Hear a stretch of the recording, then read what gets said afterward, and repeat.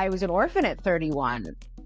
And like, it feels weird to say that when you're a 31-year-old, but it was like, I was lost. You know, I remember going to Lisa Carr and they asked for like the, what's it called?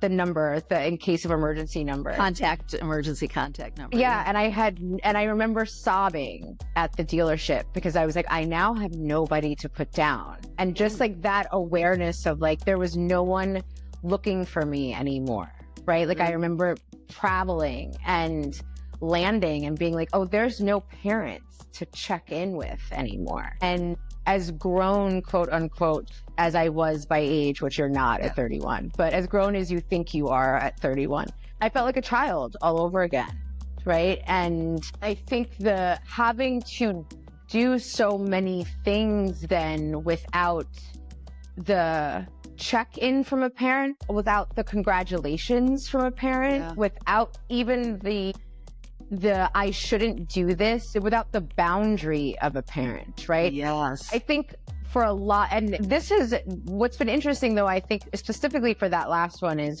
that has both served me and been really painful, right?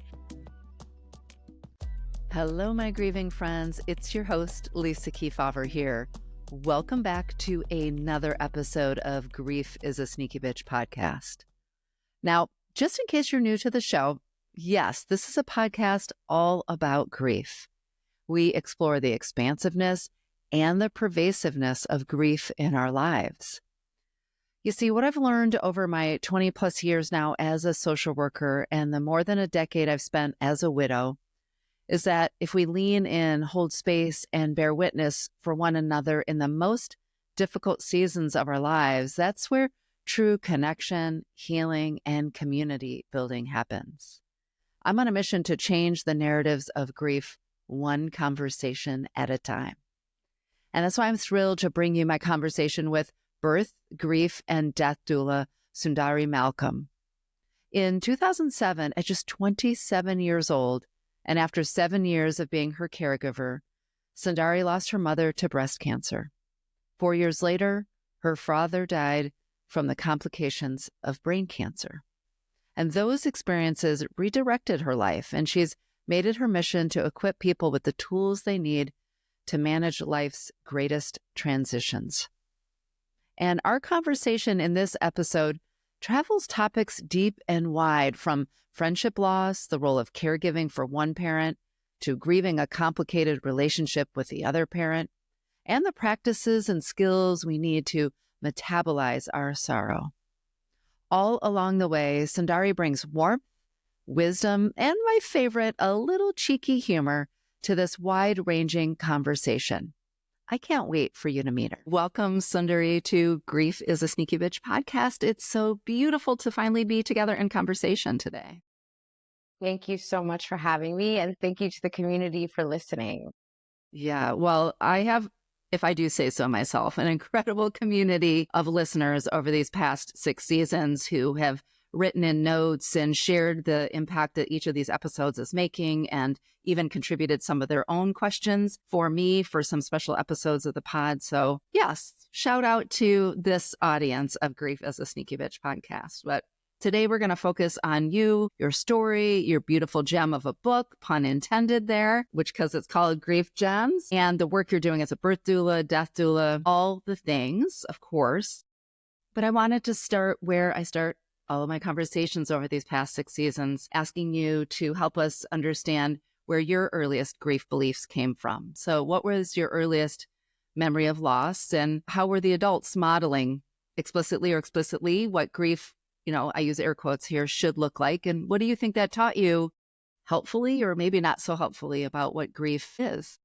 Such a good question, because I think, the earliest models are so influential on how we're going to move forward and how we're going to then show up for ourselves or others. When I think back, when I was 19 and 20, I lost 2 very good friends, Dustin and Greg. And I think friend loss is really difficult. I was in my freshman and sophomore year of college for both of those. And I think when you share the same loss with so many people, right? And I think especially at those ages where you're so new to all of the things in the world, Yeah. But I think you're really uncertain about how much you're allowed to grieve, right? Like, I wasn't a family member. I wasn't one of the best friends, right? Like at that time, those like titles really mattered, Yes. right? I I call wasn't one that of the the friend. best friends.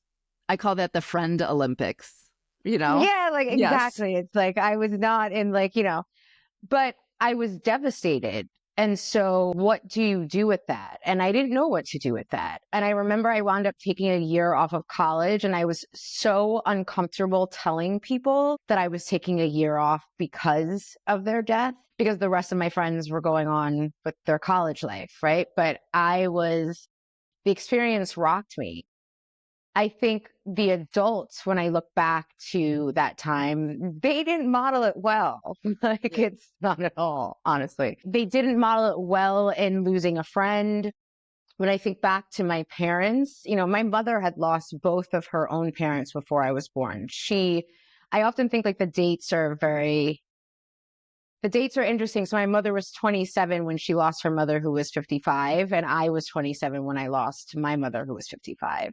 And so I always think that's very like, I feel like I need to mention that because it Yes. feels so cosmic in how this has all played out. Yeah. But she had lost both of her parents, and I never heard her speak about them at all.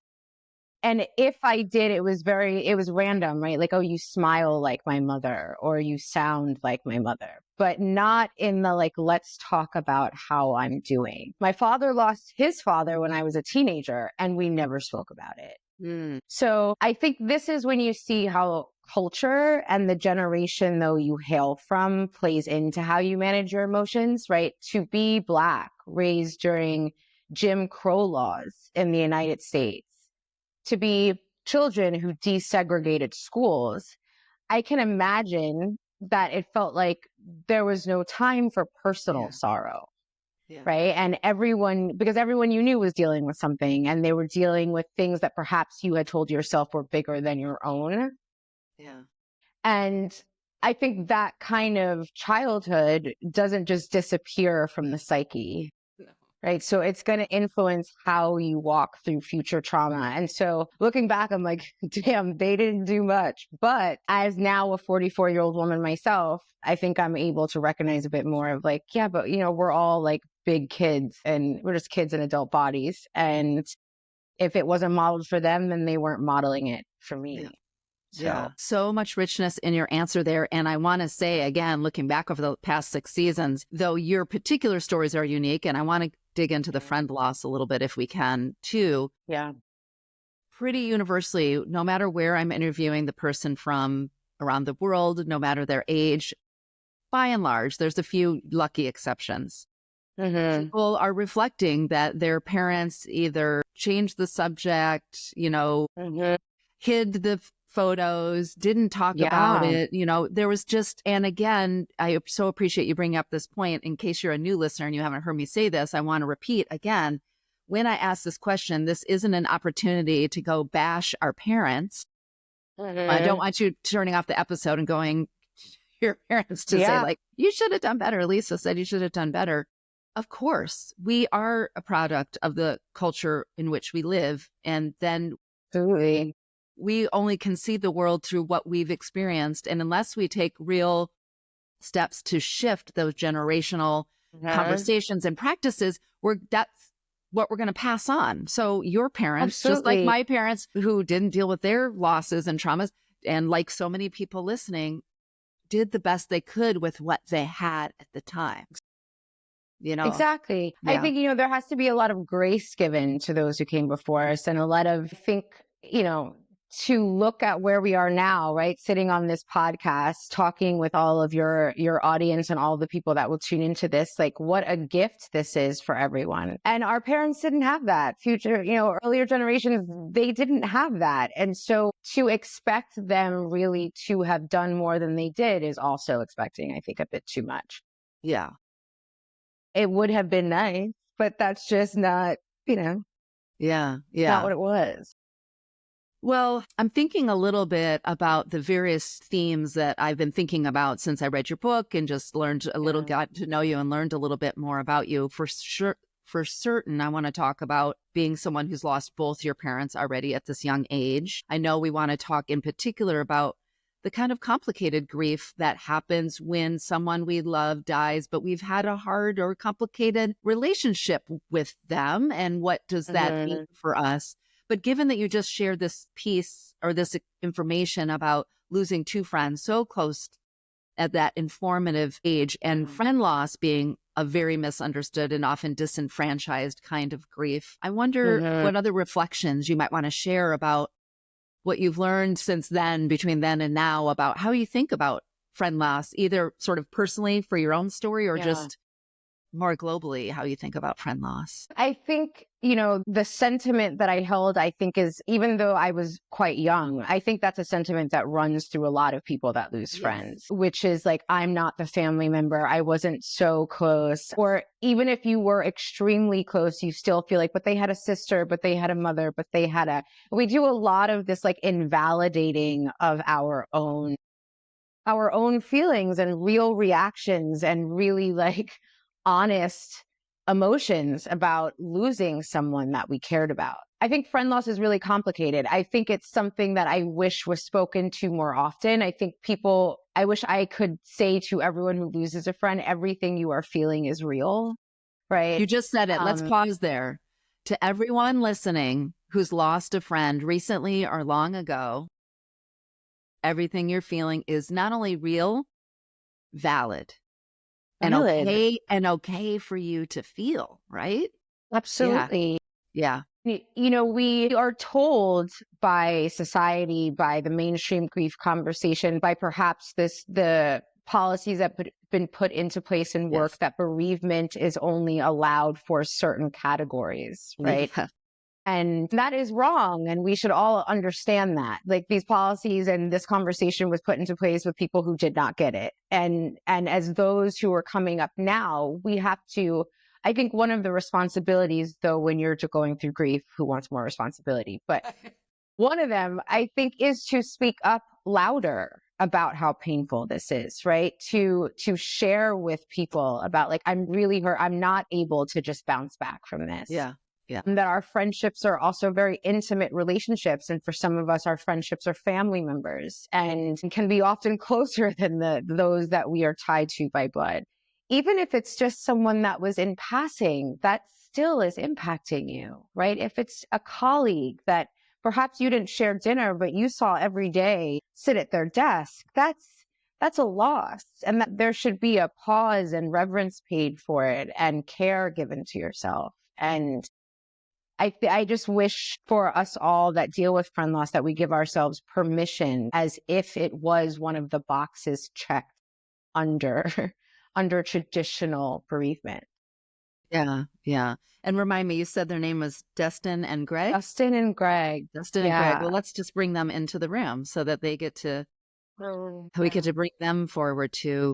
I so appreciate several of the points that you just made, one of which was just the grief thieving that we do. That's what I call it. That's the term I have for grief thieving. Like, sometimes we grief thief other people. You're not allowed because and then sometimes we're look in the mirror, friends. Sometimes we're the grief thief, right? And we're doing it to ourselves. And that there's no value in that. I will say that I've had conversations many times on the show with guests and have talked about it a little bit in my book. There's no grief comparison. Now, if you just lost your job and somebody lost their child in a car accident, this is not the time to compare. And I think the more, to your point, we voice our pain and our sorrow over our friend loss, over our colleague loss, the more we're showing people that we each have permission and that there's space enough for it all. And that's what it is, isn't it? It's like there's space for all of this. Like, there isn't a limited amount of grief space. There isn't a limited amount of care space. And I think, I think we need to recognize that, like, what we don't sit with will present itself later. Like, it doesn't just disappear. So you telling yourself, I don't need to deal with this, or I shouldn't make this as big of a deal as it feels, is doing such a disservice to you and robbing your future. Like it's robbing time from your future, right? It's robbing peace from your future. I think we've all learned a bit of misinformation. Yeah. And I think the allowing ourselves to feel all the feels, I think would be the best thing for Yeah. ourselves, right? Like feel all of it. Absolutely. Feel all of it. I just recently had the privilege of giving a talk at Endwell, and my talk was called Mhm. Centering Aliveness in a World Full of Loss. And that's exactly to the point. That is like, we have a choice in the wake of loss is to go numb, which, temporarily is a completely valid, Yeah. response. That's thank you, body, for going into shock. Like, this is an Yeah. amazing thing about our nervous system. And to live in the wake of loss is not to walk around being cheerful and positive and grateful and sunshiny. It's to Yeah. feel it all, to, let it all happen, the terror and the beauty, as Rilke said. So I appreciate that. And to your point, I think any of us who've done that work of trying to numb for a little longer than may be helpful, which hands up, guilty as charged. Yes, guilty as charged. Right. We learn this truth that you just mentioned, I want to amplify, which is grief finds a way. Feelings find a way.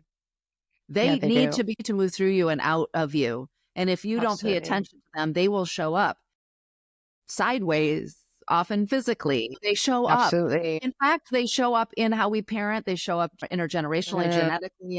And so I also want to name, I don't know if you feel this when you've talked with people about feeling the feels. I also want to pause and name, when I've said this over time to clients, the question back is like, but how? But how do I feel the feels? Because I think we've taught ourselves that it's only about talking.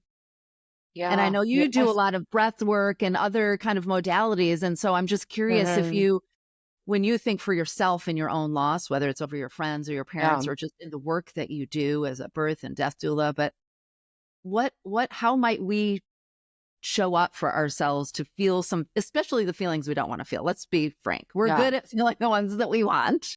Yeah, exactly. So when we're thinking about the anger or the rage or the sorrow, the deep, deep sorrow or longing, what is a practice, or what might that look like for you or in the work that you do? I think the healing modalities are wonderful, but I think the simplest answer to start with is like, well, what would I tell a 5-year-old?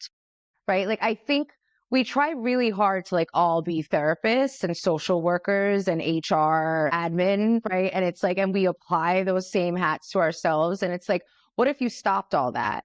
What if you treated yourself like you were a 5-year-old and you sat with yourself like you were a little kid? And what would you tell your niece, your nephew, your son, your daughter if they said, I'm really angry, right? You'd say like, well, let's go run outside. Let's go scream. Let's take a deep breath. Let's take a bath. Let's eat something great.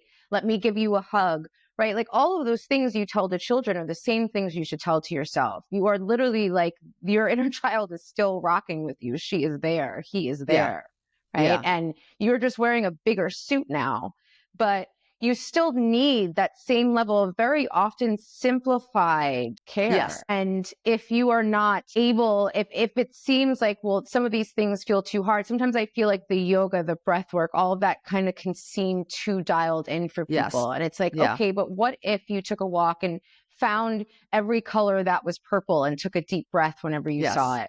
Right? What if you sat on the floor and just rocked back and forth and hugged yourself? What if you watched a movie from your childhood? What if you just went and hugged someone? What if you just said to a friend, I need help? It's like, I think we need to simplify. We've gotten into like a real habit of making things much more complicated. And then it therefore makes our healing so complicated. Yeah. And healing, though it ebbs and flows and it is certainly not linear, and it takes some fortitude, it can be much simpler than we've given it credence, right? That we have allowed it to be. So I would start with that. Talk to yourself like you are a little child and treat yourself as such. I love that answer so much. I was writing down notes or making notes, and one of the things I wanted to maybe add or an addendum to that, it's like, don't talk to yourself like you would a 5-year-old. Be a 5-year-old. I say that because for so many of us, the reason that we struggle with anger Mm-hmm. I might not being autobiographical here or anything. The reason that we struggle, let's say, with anger or rage or deep sorrow or something is that when we felt those feelings, someone in our life told us, go to your room. That's not okay. Right? Like, so we Yeah. learned the lessons that it's not safe, or that Such a good we point. are othered, as my friend John Powell talks about. Like, we are othered when we do that. And so, but the 5-year-old themselves, before they heard that, has an instinct. They flail themselves on the floor, right? They bang their toy drums. They know exactly what they need. And so I think I think a lot of our healing work is the like unpacking of all the rules that we've armored ourselves up with for very good reasons, because that kept us safe, that made us feel like we belong to our family or to the people in our community. So I love this notion of starting with noticing the stories or the barriers and really getting to that inner toddler, you know? Yeah. I think that's really I think beautiful. a lot about, for myself, like, some of the beautiful traits that I have gathered, I think is the word, right? Gathered from others, gathered from the world around myself in order to survive and to live, are not useful all the time when learning how to deal with death and grief, right? Like those survival tactics are beautiful and useful, and you will get back to them for other reasons. Yes. But those same survival tactics can't be applied to moving through loss. And maybe I'll just end there. But I think that's so important. I just want to those survival instincts that allow us to survive or thrive in other domains of our life, which often, by the way, those survival instincts, I'm going to assume you're talking about, which is armoring up and closing off and forging ahead and keeping productive, are useful. And everybody knows my favorite word, and.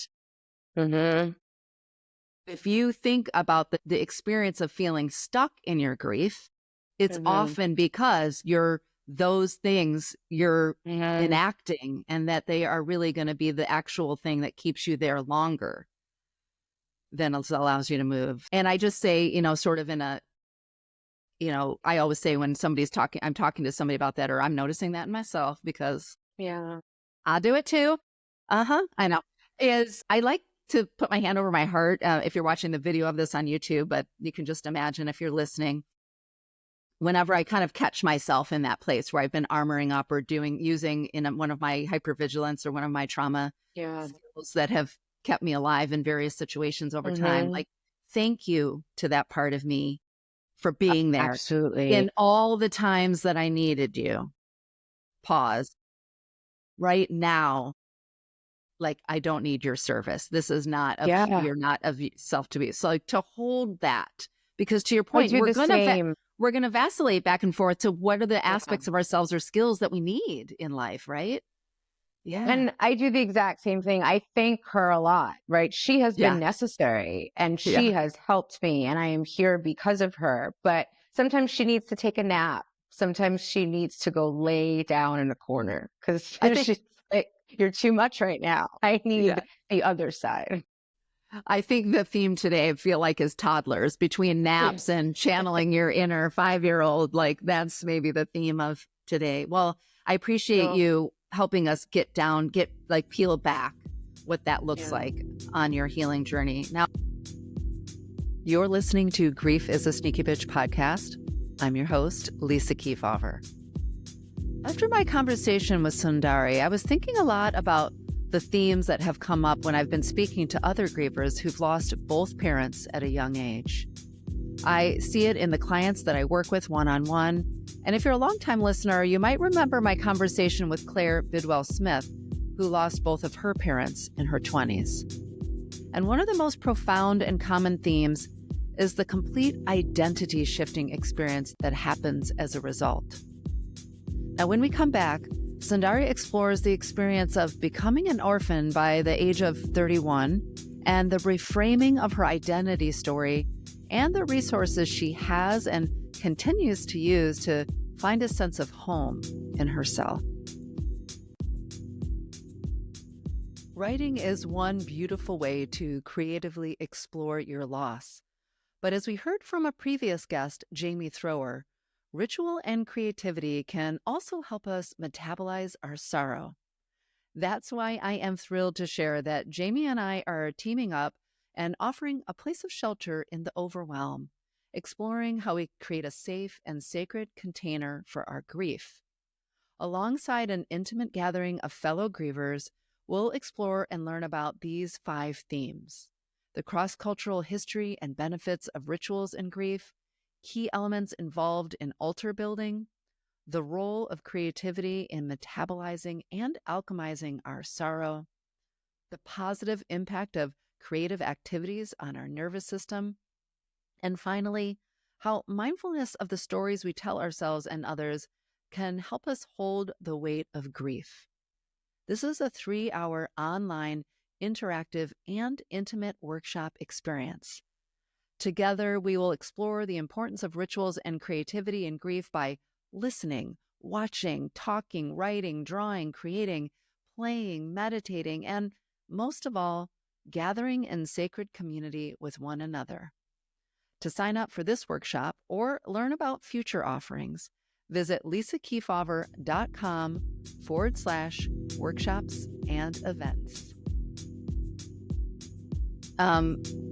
You just shared that like you're 44, but in these last 20 years, you've lost both your mom, who I think her name's Anandi, or how do you pronounce her name? Yeah, Anandi. Right? And your dad, Frank. Yep. So you're now walking in the world without parents. And that particular experience, I know as I've spent time with people who've had that, is an identity shifting experience. Does that? Yeah. My goodness, absolutely. I think, to be an orphan at 31. Yes. Okay, so you were 31 by the time I was both. 31. I was 27 when my mother died, and I was 31 when my father died. And I was an orphan at 31.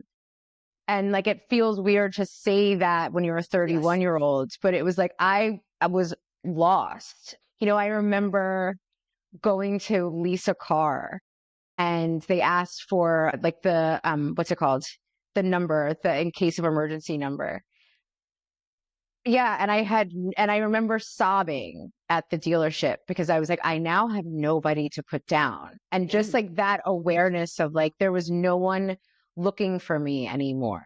Right. Like, I remember traveling and landing and being like, oh, there's no parents to check in with anymore. And as grown, quote unquote, as I was by age, which you're not at 31, but as grown as you think you are at 31, I felt like a child all over again. Right. And I think the having to do so many things then without the check-in from a parent, without the congratulations from a parent, without even the I shouldn't do this, without the boundary of a parent, right? Yes. I think for a lot, and this is what's been interesting though, I think specifically for that last one, is that has both served me and been really painful, right? On one hand, you watch so many people spend most of their lives being, well, I shouldn't do this, because you are still thinking about what your parents would say or what your siblings would say. And that can limit a lot of folks. I think I've been able to be super free in a lot of my choices because it was like, well, it's up to me now. Yeah, it's up to me now. But that was also terrifying, right? Because there was no feedback loop of like, you should not be doing this. And so I had to learn to trust myself, which was terrifying. Is this the right choice? Like, I don't know. Like, shouldn't someone be telling me this? Like I have no idea. I sometimes do that. I'm like, look over my shoulder. Like, am I allowed to? Yeah. To like be out in the world by myself. Adulting is weird sometimes. You're like, yeah, oh, why? I feel like I don't know how we're allowed to be like just doing all of these big girl things, but I was, and that was really scary. I think, and that has been something that, we say this, I think, a lot with grief. I feel it a lot, specifically with parent loss, is that for all of these beautiful moments that you would want to go tell your parents about, I didn't have that. And I was in PR before my parents died. I used to like plan after parties for the Giants, the New York Giants the football team. And I was like a PR chick in New York City. And that was a completely different life. When they died is when I went back to my spiritual roots and started doing all these trainings and workshops and went into my doula career. And it was like, wow, there's like no one to tell besides friends who care as much as they can, but it's not the It's not the same. same. Right. I remember, my mother was a very strong woman who would always say, no one will love you like your mother. And I would hear that all like whenever something would go wrong, especially in relationships, you're like, she was right. No one will love me like my mother. So then I had to learn how to really love myself. Right. Because I was not in healthy relationships at first. I think a lot of grievers perhaps choose the wrong partners for a while. And I was in and out of some not so great ones. And I had to really learn how to mother myself, how to father myself, how to congratulate myself, be proud of myself, trust decisions I was making. And that's still a work in progress, right? I'm still like, oh, let's see. I hope I'm doing but it was difficult. It certainly was. I think there's I still walk with it of my friends who still have their parents and their parents are still very much a part of their life. For me now, it's been a long time. Yeah. Yeah. And so there's always this sort of vacancy. I do think it's where my spiritual practice plays a large part in my life, of venerating ancestors and working with ancestors from a spiritual perspective and having an altar and sitting at it and continuing that relationship past the physical plane. That has become and continues to be a huge part of my life, of understanding that relationship can continue. And it's just the body that has shifted. Right. Yeah. Sundari, so many powerful reflections, I think, for everyone who's listening, who's lost one or both parents, which, by the way, might be to death or estrangement. And we're going to talk about the difficulty in relationships too. One is just that sort of the boundariness and the reflection. What you're missing is a reflector, in a way, and that your healing is really about sort of turning that reflection inward, which I think is just a good path for all of us, whether or not our parents are still alive absolutely. or not. And also the way in which you've turned, as many people have, to kind of a spiritual practice to shift the perspective that while they're not here in this physical form world, that we can in some ways keep that reflective or that relationship carrying forward, so I appreciate that shift. I was thinking a lot after I read your book. Many things that I wanted to talk with you about today was the role of caregiver and period. Like that's its own, I'm sure that could be its own topic. But also in particular, you talk really importantly in the book of a few themes I just want to share with the listeners who haven't had a chance to pick up your book yet, Grief Gems. But two themes that I think are really important for the caregiver, because you cared for your mom with her breast cancer for many, many, many years. 7 years. So this was not, all caregiving is its own weight. So I'm not comparing here. But for a very extended time, both the challenge of feeling, but not maybe feeling safe, if I can say it that way, to express your anticipatory grief, and feeling and maybe not feeling safe to express your relief. Yes. When she died. Yes. Yeah. So wherever you want to pick up on that. Yeah. Caregiving is rough and people do not talk about it enough. The mental load, the unpreparedness, right? Of just like, who knows how to do this? I'm going to be a nurse now, Yeah, like now all of a sudden you're a nurse and now all of a sudden you're like an insurance file, like insurance form expert. And now you speak medical jargon and now you like all the things that come with it. The emotional load that comes because the patient they're not always, they're not happy, right? And so you're trying to care for someone who is going through their own transition, both physically and emotionally and spiritually. And you were not there. You did not read the book on this. There was no training for this. And I think you are learning on the job at something that feels so massive that it's overwhelming. right? Which I just think like all caregivers, it's what initially put me into this work was just Yes. like, wow, no one told me it was going to be like that. And not to mention, I want to pause here to say you were in your 20s, I was in my 20s. Yeah.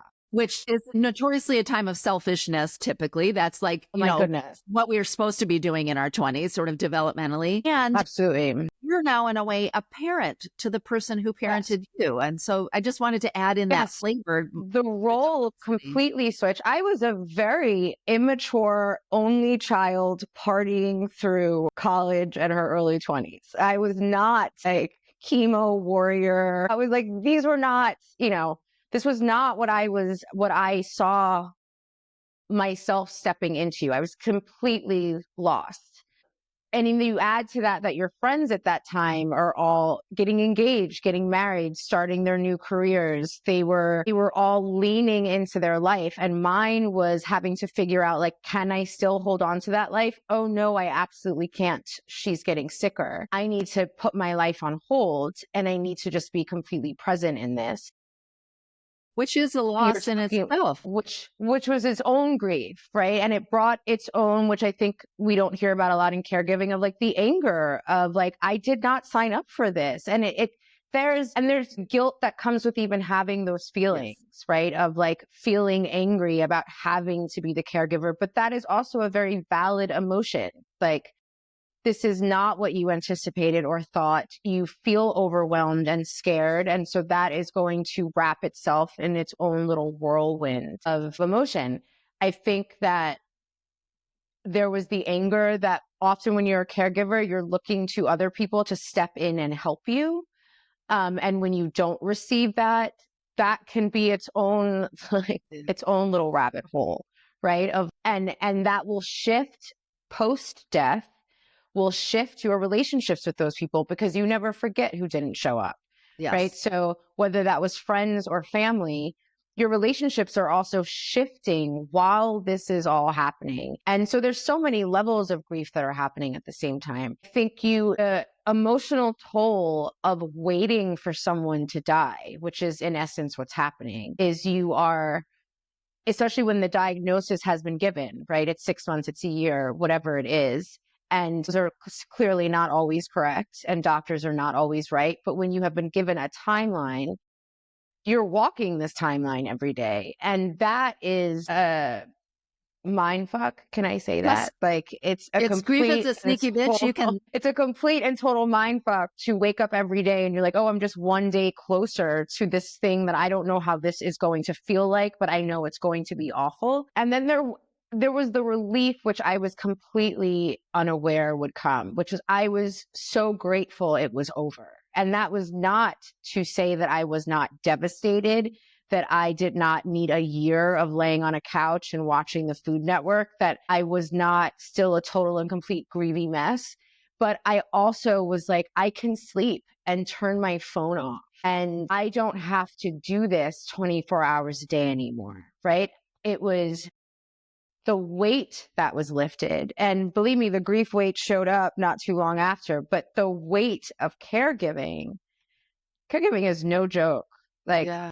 And there needs to be, and I say this a lot in my book, of as a caregiver, you have to create a team for yourself. I did not know this at the time, right? But this is why people like us who have walked these paths show up and reach back for others, because you need to know that you need to set up a team for yourself. Like, you need to find people, you need to let go of ones quickly who are not showing up. Don't even waste your fucking energy. And you need to find people who are and make them your people. And they might turn out to be the most random people that you never expected. Let them be your angels and lean on them, and use any time you can to rest, to take a walk, to breathe, to eat something, to sit with what you are going through, and to, more than anything, to know that you are not expected to be a nurse, right? Yeah.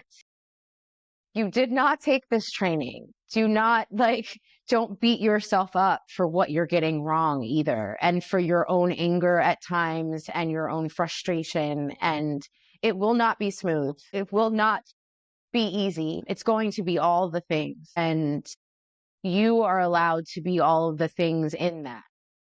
Yeah. Yeah. So powerfully shared. I so appreciate the honesty, just the raw honesty of the relief in particular. I think I've heard that from so many people, almost to a whisper to me, Yeah. like it's not okay. And so I think that's one of the many reasons I have this platform, is for us to validate the very normal reactions. And even, you said, I didn't train for this. And it made me think of, I have a client who spent her life as a nurse. And so when she had to take care of her husband in the last year of her life, but she said to me, but I didn't train to be a nurse to my husband. She's like, I wanted to be a wife to my husband. And so the degree to which she was able to get other people to be involved in some of the medical things, she still had to step in that way, be the wife. Right. And I think that's the other dynamic. So much of it. You wind up having to play so many roles, right? I wanted to be a daughter. I wanted to sit there and sit with my mother. You can be a nurse. You could be a neurosurgeon. You could be any of the things, and you could be the insurance expert. And you're still like, I don't want to have to do this, while also having to manage the emotional toll of losing my person. Yes. Right. Of losing someone I deeply care about, and having to hold space for all of the logistics while it feels like your heart is caving in. It's a lot. It's so much. And I appreciate, and you talked about it in the book, you sort of said it shouldn't be our job. You talked about it more in grief versus the caregiving, but I think the same rules apply, which is find your team, ask for help, assign people a job.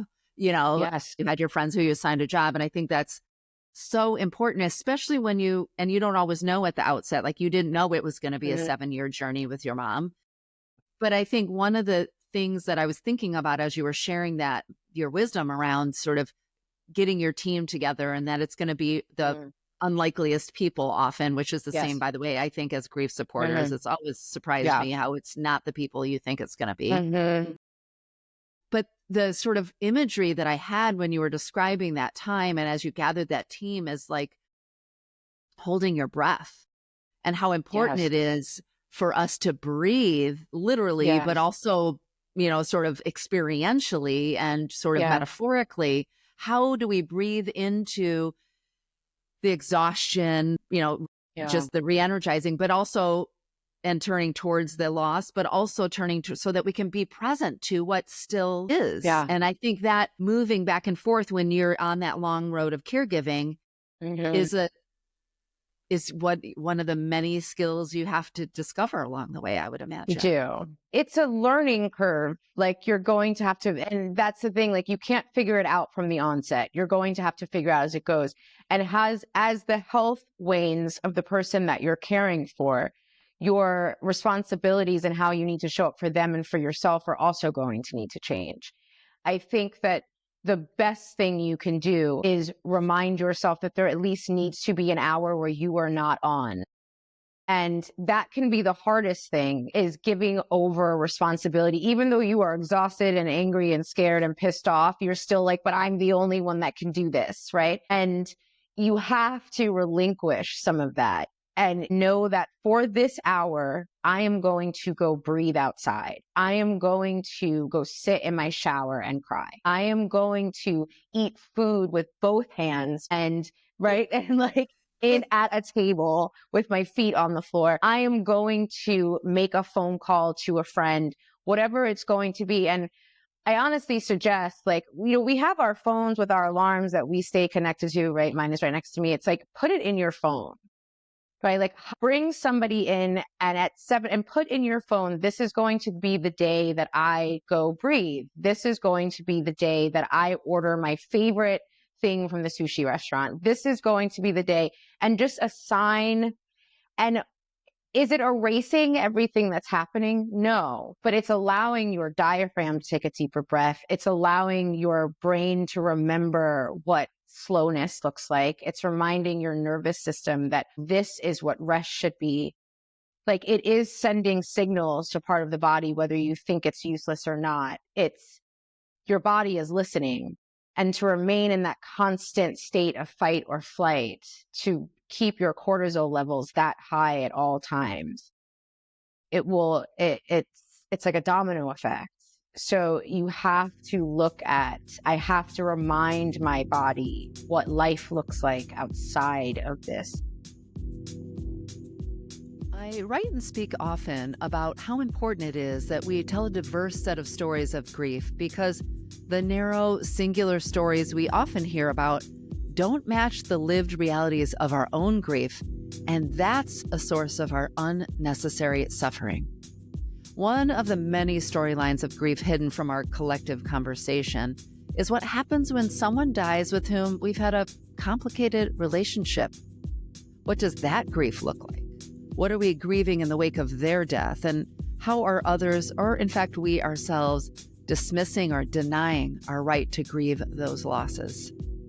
When we come back, Sundari shares that shortly after her mother died, after caring for her for 7 years, her father, who had largely been absent since she was 10 years old, shows up to let her know he too has cancer. You're listening to Grief is a Sneaky Bitch podcast. I'm your host, Lisa Keefauver. Since you're listening to the show, you know that navigating the messy reality of grief in a world obsessed with top 10 lists and productivity can, well, feel lonely and confusing. That's why in my new book, Grief is a Sneaky Bitch, an uncensored guide to navigating loss, I created a safe place to be inside the messiness of it all. I've been told that it feels like your wise best friend offering you a comprehensive and compassionate guide to navigating loss. I so appreciate those words. I share personal and professional wisdom alongside the lessons I've learned from clinicians, authors, poets, friends, and even guests on this show. In place of rigid instructions and must-do checklists, this book invites reflections, encourages self-compassion, and explores the therapeutic power of humor with, yes, a bit of profanity. One reader recently shared this. This was the best, most useful grief book I've read, and I've read many. What's so unique is that it blends the author's personal experience of loss, grief, and healing, her extensive investigation into grief resources and theories, and a remarkable, empathetic, caring, and compassionate voice. Keefauver wrote this book to help grievers, including those in acute and traumatic grief, not to contribute to the grief canon. And that purpose comes across. This book is practical, uplifting, and well organized in a field of books that often miss the mark. Highly recommended. Thank you, reader. I appreciate it every time someone leaves a review. Now, you can pick up your copy at your favorite independent bookstore, online bookseller, or even on your next trip, as it's in more than 50 airport bookstores across the country. I've linked it in the show notes too for today's episode.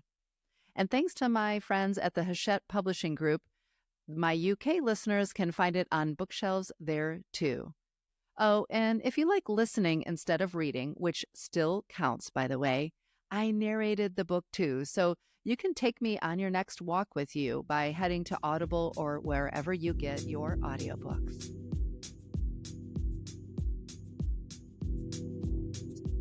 And this kind of was reminding me, coming back around to, like, there are skills that we have that serve us, and then there are times when those skills don't serve us. And this is exactly the point. As a caregiver, we are in often a state of hypervigilance, as you said, that kind of fight or flight. And that's great. That allows us to get the things done that we need to get done. And that is meant to be a temporary state. So Absolutely. There are times you might not have the luxury of having days or weeks, as you said, it might only be an hour, but there are times in which we have to down regulate. That's a nerdy term, or just chill the fuck out. Maybe is chill the fuck out. You have to. Is it every day? So for not just, people say like, oh, do it for yourself. You have to take care of yourself.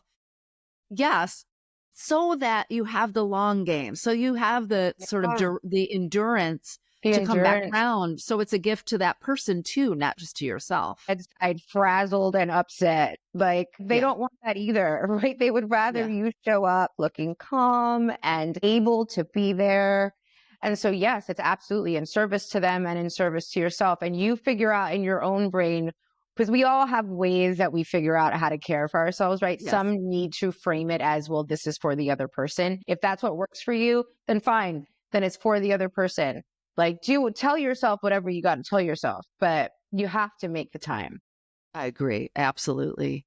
So I appreciate you sort of walking us, though very briefly, through that caregiving journey of 7 years with your mom, you know, that moving between the anticipatory grief and being present to her life as it was, the real struggle of caregiving, and the very common, though not often talked about, experience of feeling the relief, not of their death, but of the caregiving burden. And you wrote in your book about immediately, of course, feeling just, then the relief came, but then the grief wave came. And you, as I alluded to, I think you really invited readers to remember, like, even though it's not our job to ask for help, you sort of talked about the assigning of people jobs so that you could have that team. But one of the things I wanted to make sure we had time to get to in our hour today, I knew we were going to have so much to cover, is this idea of what happens when we're grieving the complicated relationships, which, if I'm not reading into it, is maybe the relationship that you had with your dad. Yeah. And so just telling us, I mean, of course, your perspective sort of at a bird's eye view, but also really your personal story too, of like grappling with the complicated grief that you felt. Because he also ended up having cancer, right? He did. So my parents split when I was 10, and I had been very close to my father. And after 10, he just kind of disappeared. This is also like before the days of cell phones and all that. And maybe that's an excuse I'm making for him. But this is like, he really just kind of disappeared and just kind of came in and out of my life. And so if we go back in time, my mother has died. I am now, when I found out that he was sick, I'm 30 years old, and I just landed from the Dominican Republic. And I kind of chuckle when I tell this story because there's a lot of dark humor that comes with death. My favorite kind. I land from a flight and I get a call from Mount Sinai Hospital in New York City that says, your father is in a coma. He collapsed. He was a teacher at United Cerebral Palsy and in Manhattan. And they said that he collapsed and he's in a coma.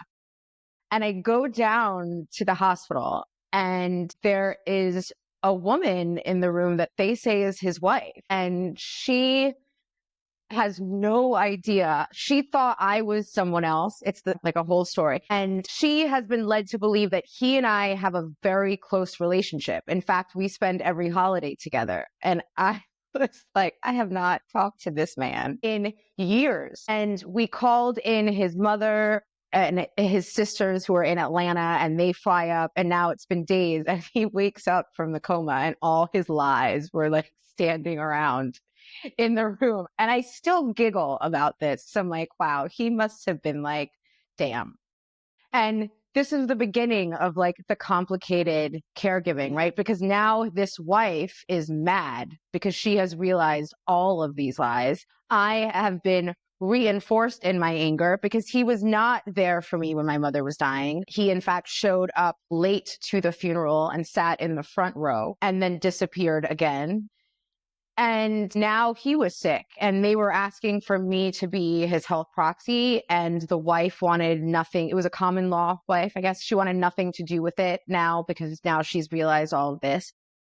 And there were a lot of decisions that had to be made. And I am like, I am the last person you should be asking for help for this man. And I had to really, like, I call it, like, put my big girl panties on, and I had to make a lot of decisions. And I wound up sharing caregiving duties with his wife. And it was difficult.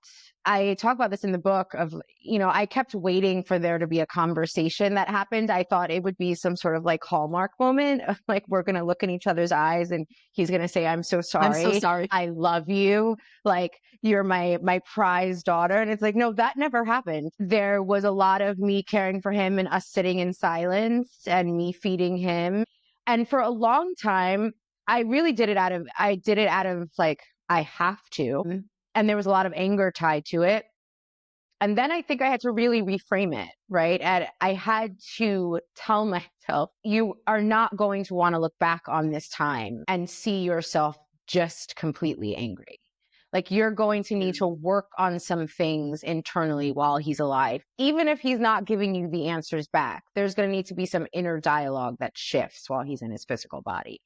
That So I inner think I had to parenting you were talking choose. about. Yeah, I had to parent myself at that point. And I had to, there's and having just come off of a caregiving duty for someone who I loved so deeply, who had cared for me my entire life, there was a bit of like, I don't want to give you what I gave her. Right? Like, you don't deserve the same sort of care. And then I had to reframe that of like, this is still a human and still my father. And I certainly don't have to, massage and cry and sing to him every day, but I do need to show up in some aspect.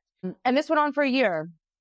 And when he died, and I talk about this often, my grief.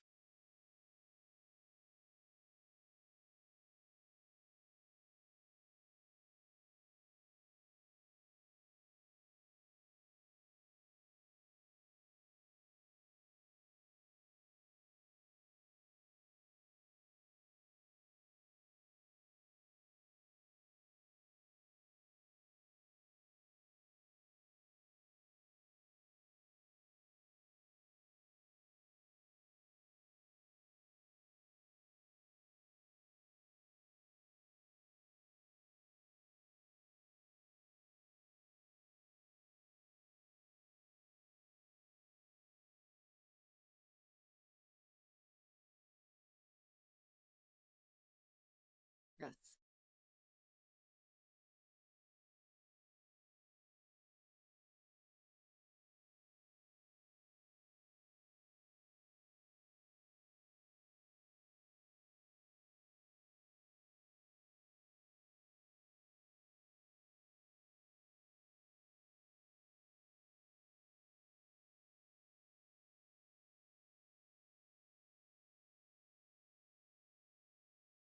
Yeah.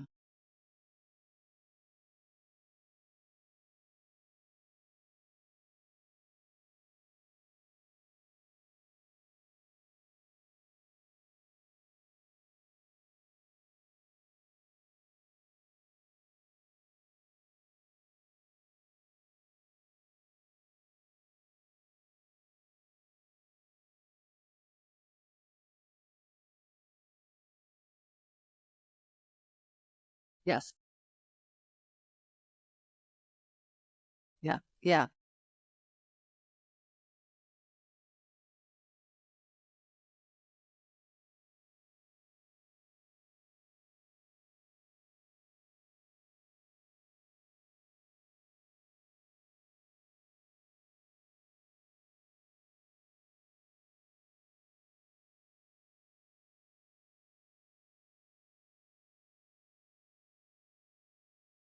Yes.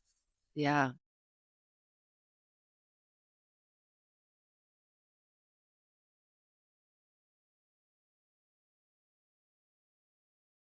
Yeah.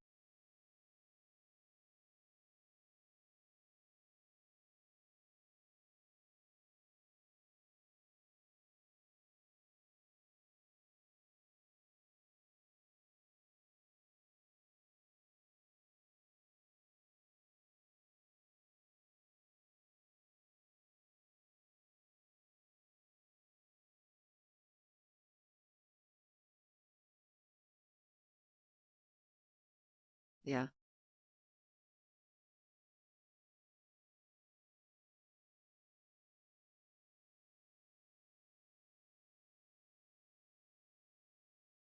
Yeah. Yeah.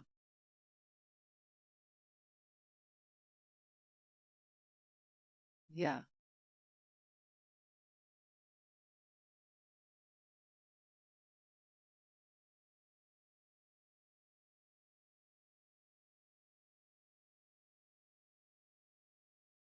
Yeah. Yeah. Yeah.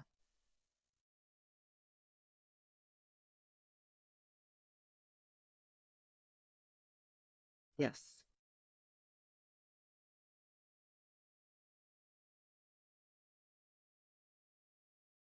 Because grief is messy regardless of the flavor. It's just, yes.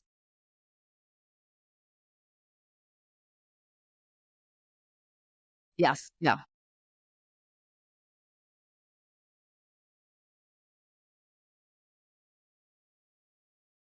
I know.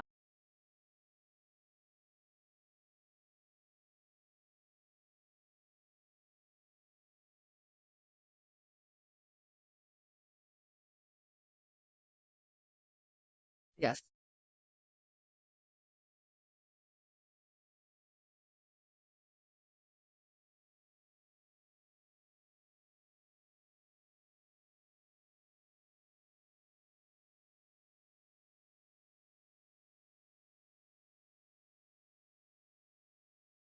Yes. Sundari, so many important, profound things you said. I'm going to do a recap at the end of the episode, listeners, because wow, there was so much there. A couple of themes that got looped in from before, one of which is, again, this whole like, we don't need to compare our griefs, and that means internally not comparing the grief that we have for one person over another person, and how profoundly important that is, that it's the permission giving, that it can look different, I think is so really important. And also just the reminder to all of us is that new grief often opens the door to old grief. And that doesn't mean you didn't grieve that last loss. It's just we're always becoming.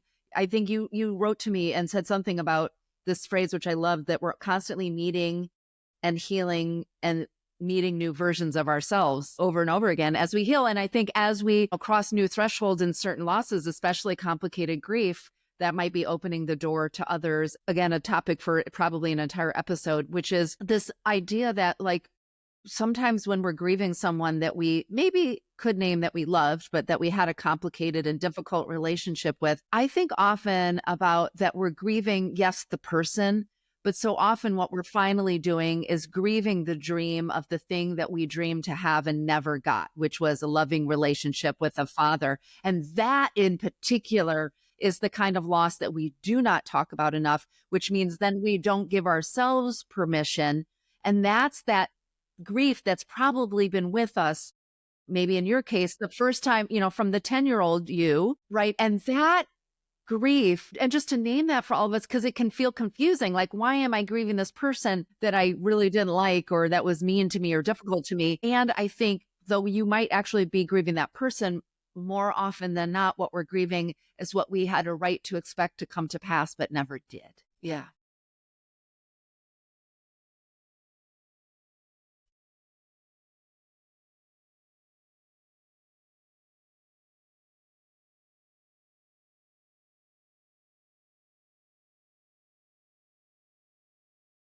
That's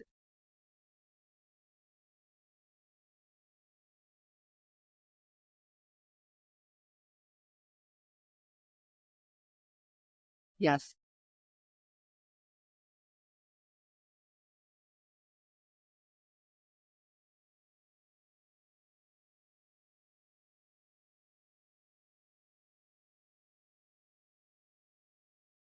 Yes.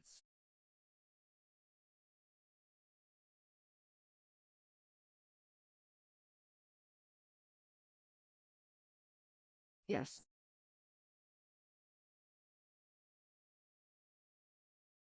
Yeah.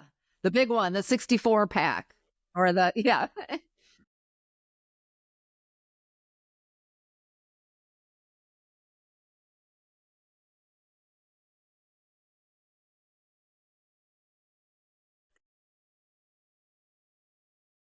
Which, by the way, I say this so often, Sundari, I so appreciate you explaining that or reminding us of that, because I see this so often. This isn't just true in grief, although I think it's important to talk about in grief because so many of us grievers have someone in our life who have said, I wish you could just be like you were before. Newsflash, we're never going to be like we were before a profound loss. And actually, that would be a disservice to the loss itself. But the truth is, we're never like, I'm not 21-year-old me. I'm not 18-year-old me.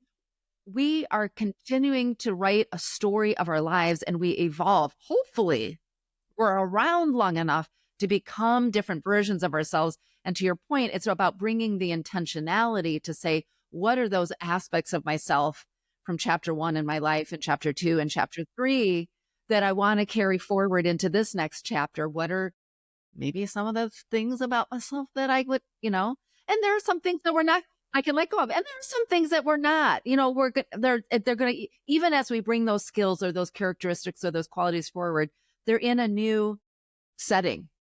There's new characters, to keep that story metaphor going, right? You're in a new town, there's new relationships. And so, but if we can have a looseness to that, to your point, and maybe a kind of intentionality that has a an appreciation for that evolving, I think is maybe easier said than done, but is maybe a place to, like, a goal to set or sort of a view to take. Yeah. I love that. So beautiful. I think we could have a whole nother conversation, another episode, maybe in another place around the versions of ourselves. But before I go, I wanted to make sure, and folks can read more about you in the show notes for today's episode. And I'll be tagging all of this on Lisa Keefauver from SW on all the socials and on my website. But a little bit about you've taken so much of your personal lived experience, your own training, birth doula, death doula in this space, and you're making a really intentional, speaking of intention, decision to launch a doula academy. And just, if you can think in a few, phrases or words, what was the inspiration, or what are you hoping that this work will bring to the world?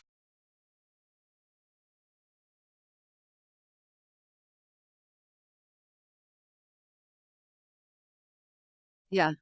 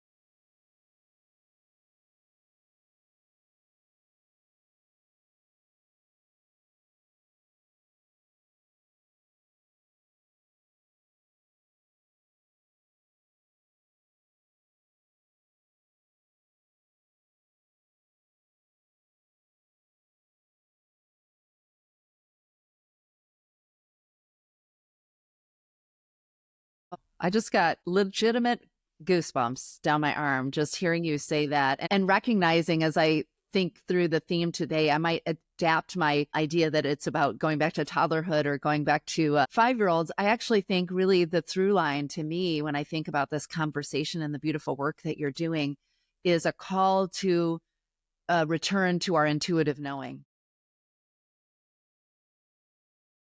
We know intuitively how to feel. Yeah.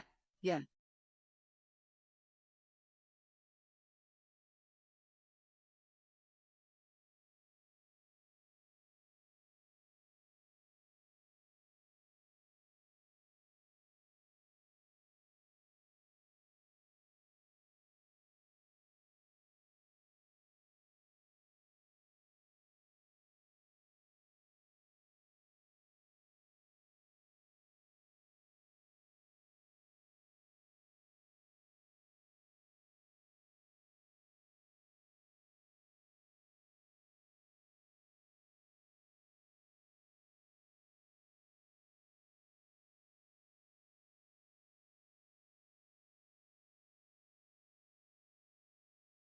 Yeah.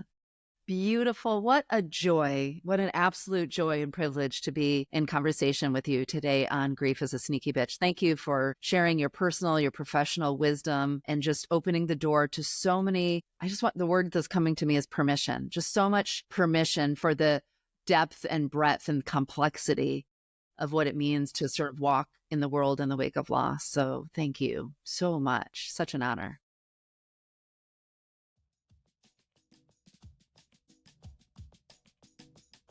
Thanks, everyone. Bye. Well, my friends, thank you so much for listening to this episode of Grief is a Sneaky Bitch podcast with my guest, Sundari Malcolm.